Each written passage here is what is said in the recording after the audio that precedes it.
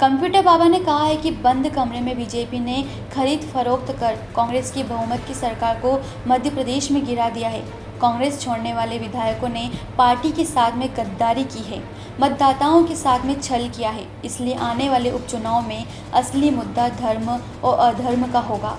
Computer बाबा ने कहा है कि वे किसी भी पार्टी का समर्थन या विरोध नहीं कर रहे हैं, बल्कि वे जनमत का अनादर करने वाले उन गद्दारों के खिलाफ यह यात्रा निकाल रहे हैं जिन्होंने जनमत से चुनी सरकार को दल बदल कर गिराने का काम किया है। भाजपा ने इनको अपने दल में मिलाया है, इनके जरिए सत्ता हासिल की है और गद्दारों को मंत्री बनाया गया है। इसलिए वे भाजपा का भी विरोध कर रहे हैं। यदि कांग्रेस भी चुने हुए जनप्रतिनिधियों की खरीद फरोख्त करती है तो उसका भी वे विरोध करेंगे। अपनी लोकतंत्र बचाओ यात्रा के उद्देश्य का खुलासा करते हुए बाबा ने कहा है कि उनका एकमात्र मकसद मध्य प्रदेश में दल बदल कर चुनी हुई सरकार गिराने वाले 25 गद्दारों का विरोध कर उन्हें फिर से चुनाव न जीतने देना है। एक तरफ धर्म और जनता जनार्दन मतदाता हैं और संत समाज है, दूसरे तरफ अधर्म है, 25 गद्दार हैं और भारतीय जनता पार्टी है। भारतीय जनता पार्टी भी दोषी इसलिए है कि 25 गद्दार बिके हैं और भारतीय जनता पार्टी शिवराज ने खरीदे हैं।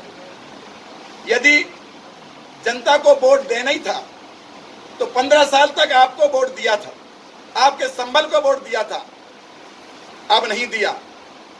अब विचारधारा कांग्रेस की विचारधारा को वोट दी थी कि पांच साल अब कांग्रेस को हम समर्थन करते हैं, कांग्रेस को वोट देते हैं। पर भारतीय जनता पार्टी शिवराज सरकार ने इन गद्दारों से लेन देन किया, वो भी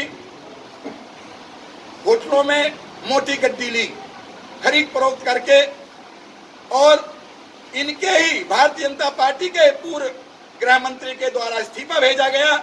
इसलिए हम इन पे पुख्ता सबूत देते हैं हम आपको।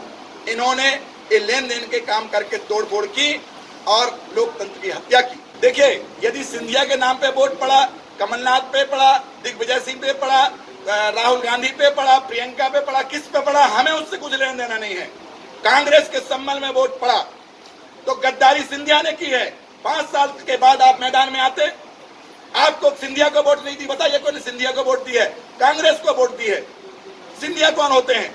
इसलिए हम आपके माध्यम से कहना चाहते हैं, लोग बड़े नहीं होते हैं, विचारधारा बड़ी होती है। उस विचारधारा पे, कांग्रेस की विचारधारा पे वोट दी है, इसलिए हम लोग विरोध करते हैं। और आप सबसे कहना चाहते हैं, पूरा संत समाज गली गली मोहल्ले मोहल्ले जाएंगे, गांव गांव जाएंगे, चौपाल कार्यक्रम करेंगे। इन बेईमानों को 25, गद्दारों को 25 को घुसने नहीं देंगे और लोगों को आगाह करेंगे, चाहे हमें जो करना पड़े।